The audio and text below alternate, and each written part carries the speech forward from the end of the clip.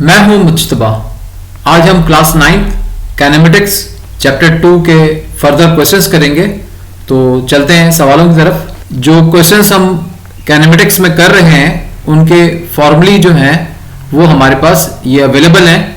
We F equal to V I plus A T, S is equal to V I T plus half A T square, two A S equal to V square F minus V square I. और इसके साथ साथ जहां uniform velocity होती है वहां पे formula जो लगाते हैं s इज इक्वल टू यानी distance equal to velocity into time V T. अब यहाँ पे ये यूनिफॉर्म वेलोसिटी है और इन फॉर्मूला में एक्सेलरेशन लाजमी है। विदाउट हैविंग एक्सेलरेशन यानी कि एक्सेलरेशन नहीं होगी तो सवाल हम कर नहीं सकेंगे। तो चलते हैं सवालों की तरफ। क्वेश्चन हमारे पास है a tennis ball is hit vertically upward with a velocity of 30 meter per second. It takes 3 seconds to reach the highest point. Calculate the maximum height reached by the ball. How long will it take to return the ground? How long it will take to return the ground? अब इसमें जो important point है वो ये है कि हमारे पास जो अपवर्ड वेलोसिटी है जो ऊपर की तरफ जा रही है वो हमारे पास 30 मीटर पर सेकेंड है। टाइम हमारे पास 3 सेकेंड्स का है। हाईएस्ट पॉइंट पे पहुंचने के बाद यानी कि इस जगह पे पहुंचने के बाद बॉल फिर रिटर्न होगा, नीचे की तरफ आएगा। वो कहता है मैक्सिमम हाइट हमने निकालनी है यानी कि हाइट हमने निकालनी है और हमने लॉन्ग यानी how long it will take तो हमने टाइम मालूम करना है इसके जाने का और आने का। तो डेटा एक्सट्रैक्ट करते हैं। तो हमारे पास जो गिवन है वो है initial velocity V I is equal to 30 metre per second. उसके बाद एक्सेलरेशन है वो उसको कहते हैं ड्यू टू ग्रेविटी यानी कि टैलिक जी लिखेंगे, स्ट्रेट जी नहीं लिखेंगे, वो ग्राम्स के लिए इस्तेमाल किया जाता है। तो टैलिक जी है हमारे पास -10 metre per second square.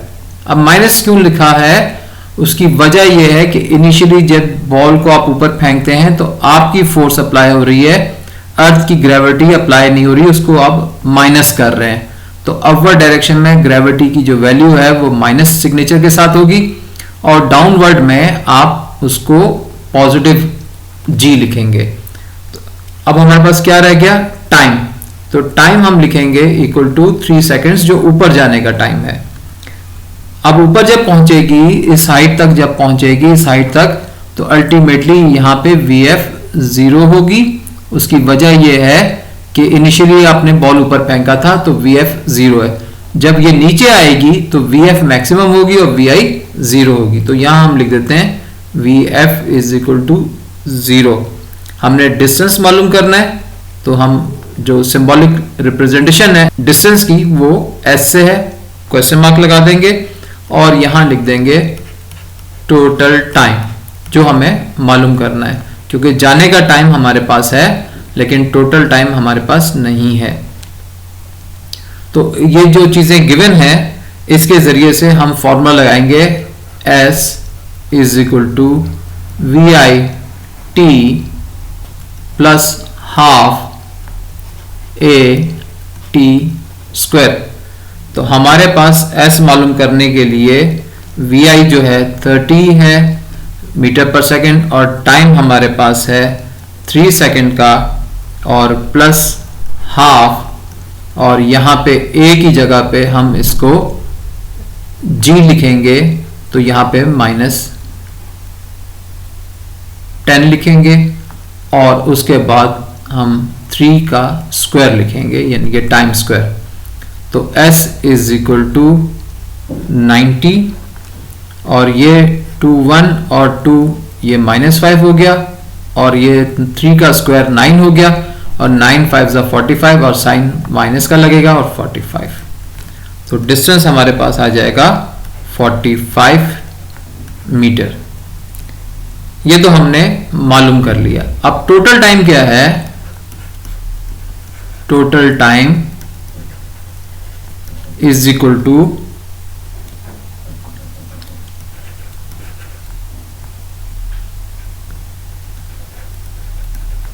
Upward time plus downward time.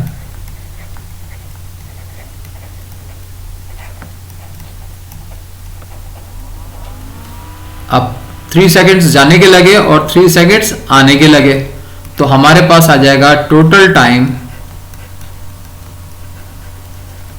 Is equal to 6 second. तो एक हमारे पास ये जवाब आ गया और दूसरा जवाब ये आ गया। आगे चलते हैं। न्यूमेरिकल हमारे पास है a car moves with uniform velocity of 40 meter per second for 5 seconds. It comes to rest in next 10 seconds with uniform acceleration. Find part 1 deceleration or deacceleration और part 2 total distance traveled by the car. तो सबसे अहम चीज ये है कि पहले इसकी हम डायग्राम बना लेते हैं सवाल की नौयत के लिहाज से, फिर हम अंदाजा लगाएंगे कि सवाल में जो फॉर्मूला है वो किस तरह प्लेस करेंगे। तो हम एक स्केच ड्रॉ कर लेते हैं। ये हम ले लेते हैं टोटल डिस्टेंस हमारे पास है और डिस्टेंस हमें मालूम करना है, तो हम यहाँ पे क्वेश्चन मार्क लगा लेते हैं।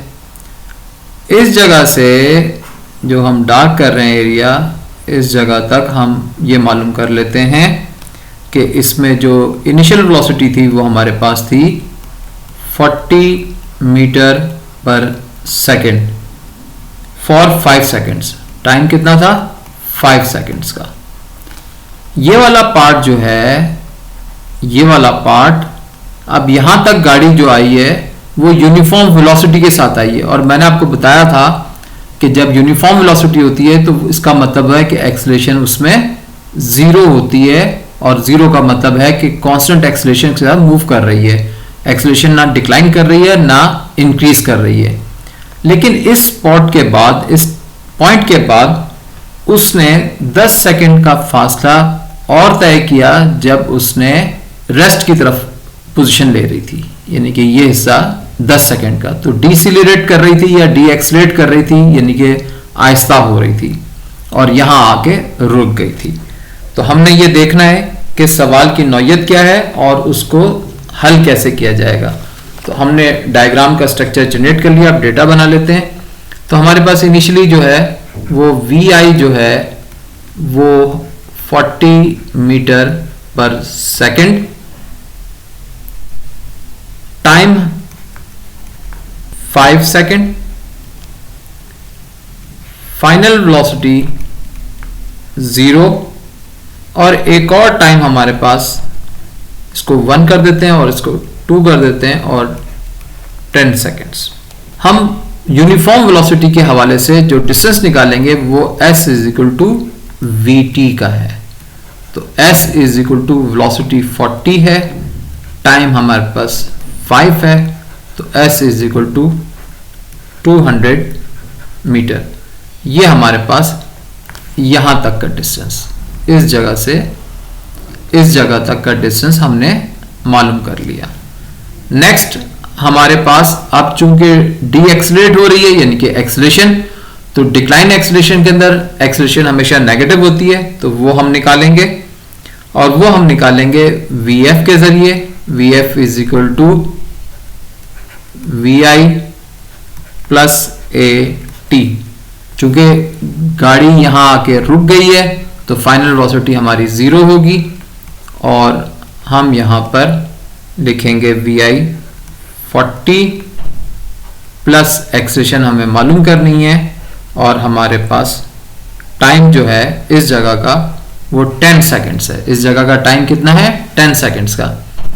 तो हम इस 40 को जब इधर शिफ्ट करेंगे तो -40 हो जाएगा और 10 इसके नीचे आ जाएगा और ये A आ जाएगा और A is equal to -4 metre per second square. तो एक्सेलरेशन यानी कि डी एक्सलेट कर रही थी, तो हमने पार्ट 1 निकाल लिया डी एक्सेलरेशन का।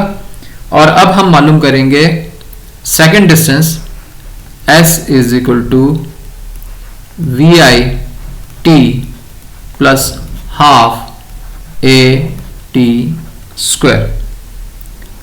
S मालूम करना है क्योंकि ये सेकेंड डिस्टेंस मालूम करना है हमने। तो VI हमारे पास 40 है और टाइम हमारे पास 10 है प्लस हाफ और एक्सेलरेशन -4 है और टाइम हमारे पास 10 the whole square. s is equal to 400 minus 21 minus 2 और ये 100 तो ये आ जाएगा हमारे पास minus 200। s is equal to 200 metre.